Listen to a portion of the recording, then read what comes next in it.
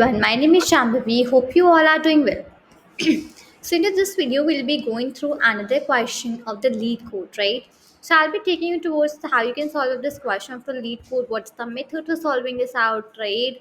How you can do that completely, right? Apart from that, what are the methods? How you can solve up this question? How will you build up the logic for the same? All of these respective things I'll be discussing with you into this particular video.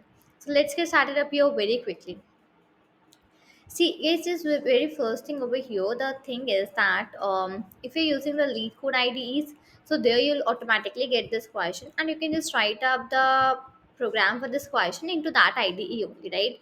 And in case if you want to use any other thing, so you can just use any IDE other than that, maybe kind of your PyCharm, or as I'm using Google Collab, right? So you can just write the whole program into that also. So that is completely your choice. Like for me, I'm using this Google Collab IDE, right? So similarly, you can also choose something of your choice. Okay, perfect. So let's start the class over here. So what is a permutation, everyone?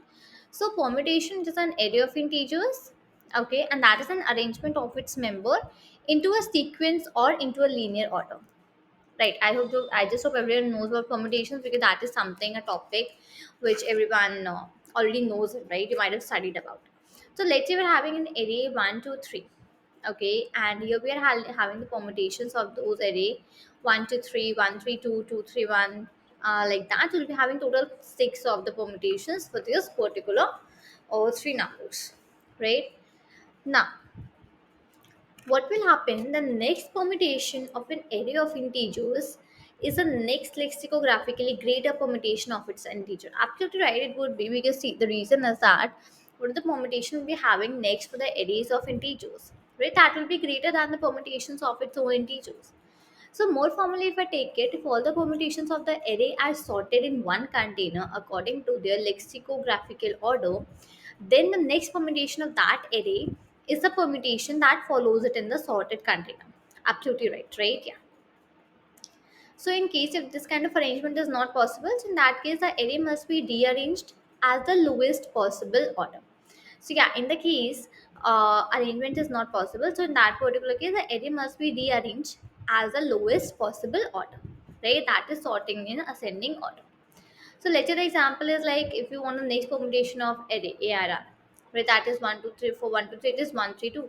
Similarly, the more next will be 2, 3, 1, 3, 1, 2, like that, right? So to that particular case, the next permutation of array 3 to 1 is 1, 2, 3, because 3 to 1 does not have a lexicographical rearrangement. Okay, right. So we are having an integer over here. We are giving an array of integer numbers, right?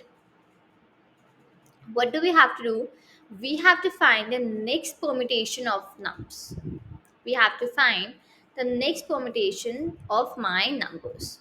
Okay, so yeah, here the replacement that must be in the place. Okay, and we should use it only constant with the constant extra memory. Fine. Example, as in says here, we are having one input number 1, 2, 3, right? So output will be 1, 3, 2. Next we are having 3 to 1, so only 1, 2, 3, right? So that is how you will just get this complete order fulfilled up over here. What is the constant? It is like the number length will be less than 100 and greater than 1. Okay, that's the only the one constraints that we are having. So let's get started up over here for writing the whole program. So very first thing, I'll be making a class. Let's say that's a solution class. Okay, now I'll making a function def, let's say next permutation. Okay, def next permutation, let's say that's the function. Inside it, I'm going to pass the cells and I'm going to pass up the nums over here.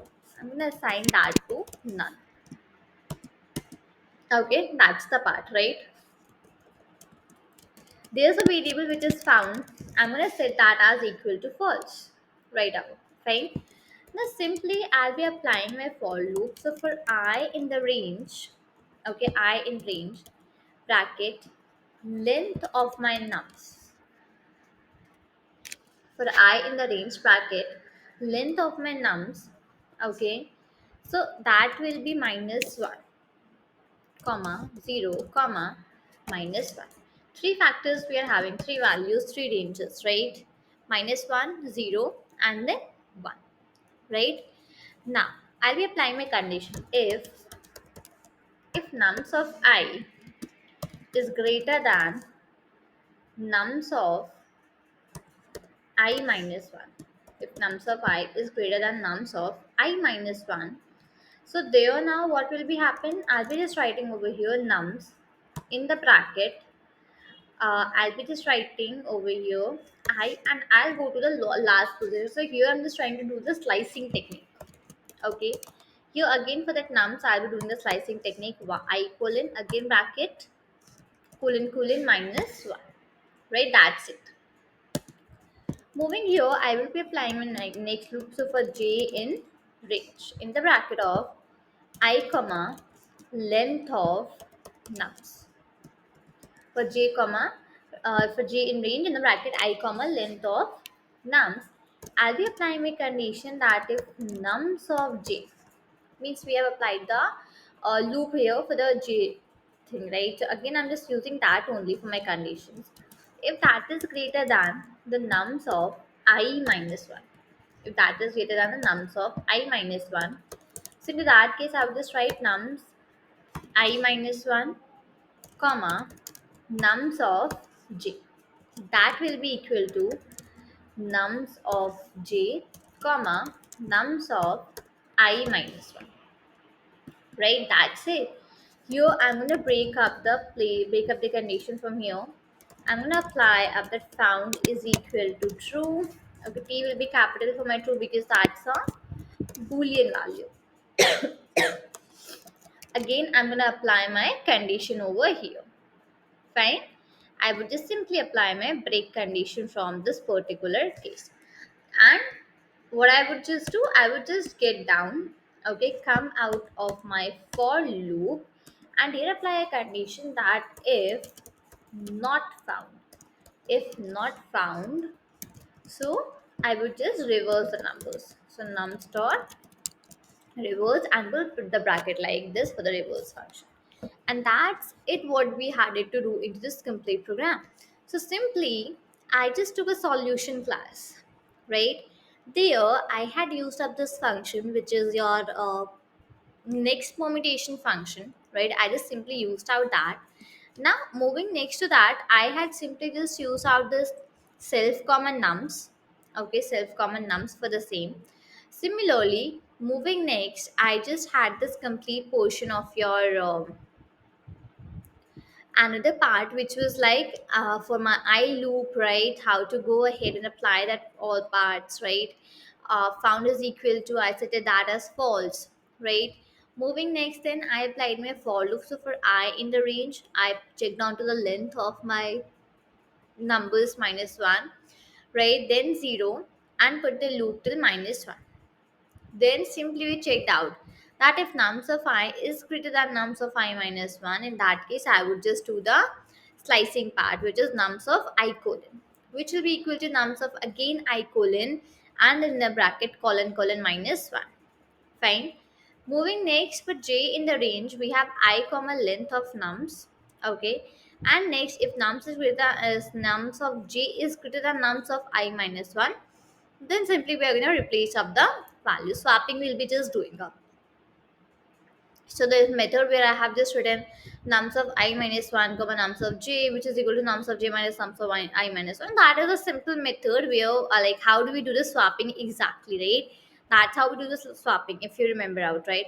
And simply I break my statement from there, and will be set that found value as equal to true. After that we just have this another condition where if we have to just like write down that if in case you're not found that, right, with the help of not operator, if you're not found, so in that case nums dot reverse, I will just simply reverse out my whole number, and I'll just print that as in my result, right?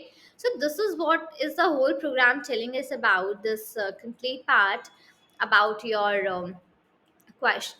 When we were reading out this question seems a little difficult to us, but now once you have learned about this question, it doesn't seem difficult at all for us to go ahead and learn about the same, right? So I just hope I'm pretty clear with how you can solve this complete question, what's the method, and how to approach solving out the questions like this further also. So this is all for this video. Till then, thank you and take care.